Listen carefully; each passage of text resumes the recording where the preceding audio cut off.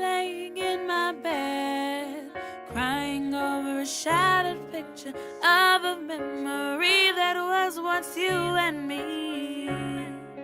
Trying to get up, but I can't. Seems you've got a hold and it won't let me go.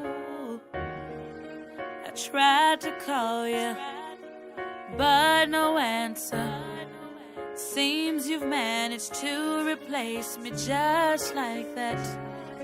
I gave you my love, still it wasn't enough. Alright, so if you are following me on any other social media platform, I did make the announcement that I am going to start a new vlog on my YouTube channel, and it's going to be called Road to Mental Recovery. Yes, Road to Mental Recovery. And basically what this vlog is going to cover is my visits to a clinical psychiatrist. Yes, I am seeing a clinical psychiatrist. Not because I'm crazy, not because I'm deranged, not because I'm suicidal, but because I feel that it is important that we as people, especially those individuals in the LGBT community, and those individuals who are African American, it's more important for us to make sure that we are focusing on our physical health as well as our mental health.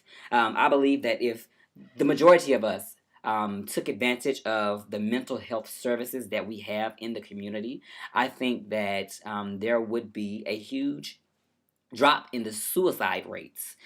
Just to talk to someone professional, it allows for an unbiased opinion.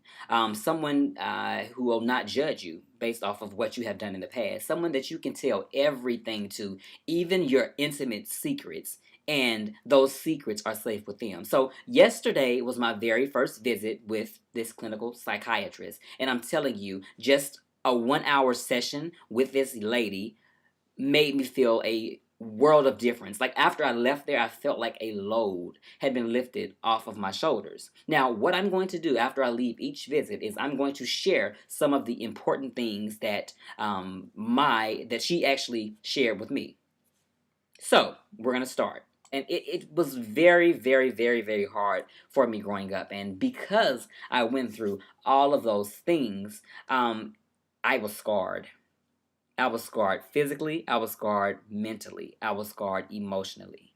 And in speaking with this psychiatrist, she informed me that because of all of the things that I went through with my father and all the things that I've gone through in my past, she informed me that I was a hypervigilant. A hypervigilant.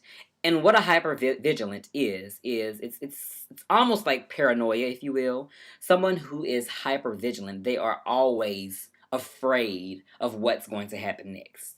In any situation, they're always like, oh my gosh, like what's going to happen next? Like something is going to happen. Like, oh, you're always just scared of what's going to come next. Coincidental that I have on a shirt that says, what's next?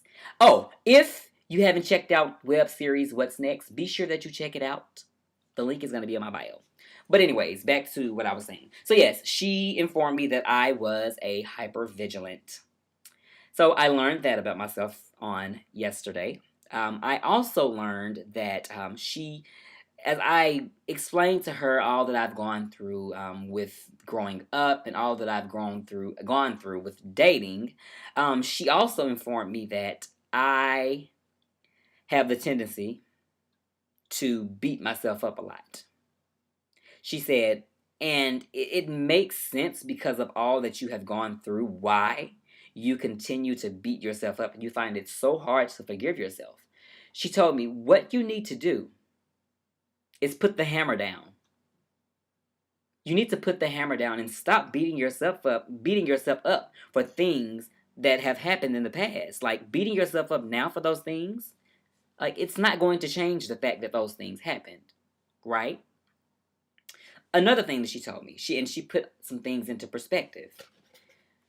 Yes, this is a Wingstop cup, but she used a styrofoam cup. And she began to punch holes in the styrofoam cup.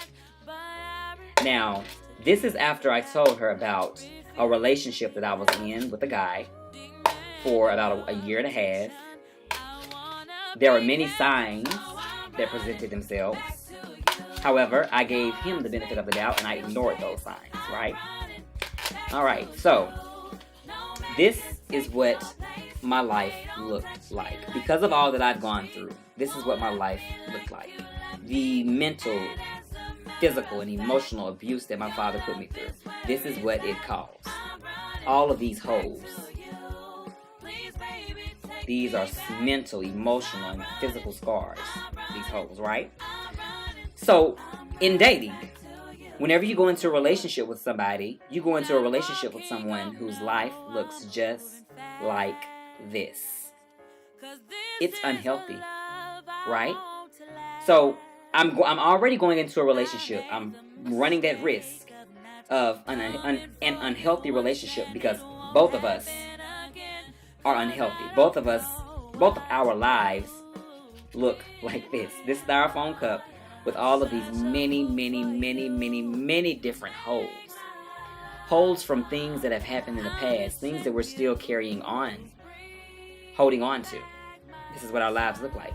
So what are the odds of us establishing a healthy relationship in our life? Both of our lives look like this. So she said, now, in dealing with this guy, there were signs that presented themselves to you. Signs that you should have opened your eyes to. Signs that should have led you to make up in your mind that, you know what, this is not healthy for me. But you looked past those signs, giving him the benefit of the doubt. So in giving him the benefit of the doubt, guess what I did? I gave him this cup. This cup was in his possession at this point. I said all of that to say this. If indeed your life looks like this, it's okay. It's perfectly fine. But when you find yourself wanting and longing for a relationship, make sure that the individual that you're wanting and longing for a relationship with, make sure that their life doesn't resemble this. If it does, it's okay. If they have a few holes in their cup, that's perfectly fine. But if they have just as many holes in their cup as you do, then you have an issue there. It's important for you to heal those holes in your cup. And you'll find that once you heal those cups, it starts, with me, in my situation, it starts with putting the hammer down. So once that I make that decision to stop beating myself up, then I'm going to start healing these holes, right? So at this point, I'm almost there. Yeah, it's a start, it's a start.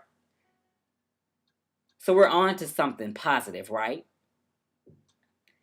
Whatever you do, make sure that if you have holes in your styrofoam cup, it's okay. It's perfectly fine. But make up in your mind that you're going to do whatever it takes to fill those holes. If you find yourself longing for a relationship, make sure that the individual that you are pursuing, make sure that their cup doesn't look like yours. Set yourself up for success in all aspects of your life. And remember, your happiness, I'm so country, your happiness lies within you. Love yourself and learn to forgive yourself. How do you expect to forgive others when you can't forgive someone like yourself? Remember, put the hammer down.